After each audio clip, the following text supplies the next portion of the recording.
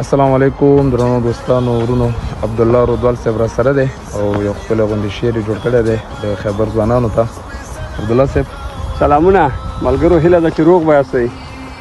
د خیبر شاهزلمو ته مو یو وړوکی غوندې نظم لیکلی دی، هیله د توجه وړ مو وګرځو.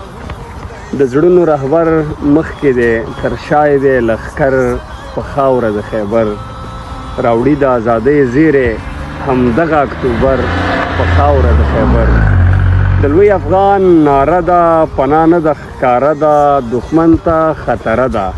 خوشحاله مبارک شه مغل بیا وبایل سر په خاوره د خیبر. راوتي ولسونه د لر او بر قامونه یو ځای کړي اتڼونه، ملا د قام په ننګه غږ اوچت کړ له منبر په خاوره د خیبر.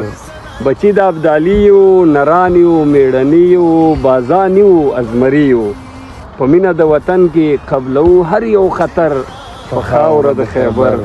دا سم یو دا غرونه، دا مست تپان سیندونه، دا دنګ دنګ چنارونه، دا کور د افغانانو په امان دی وي له شر په خاوره د خیبر.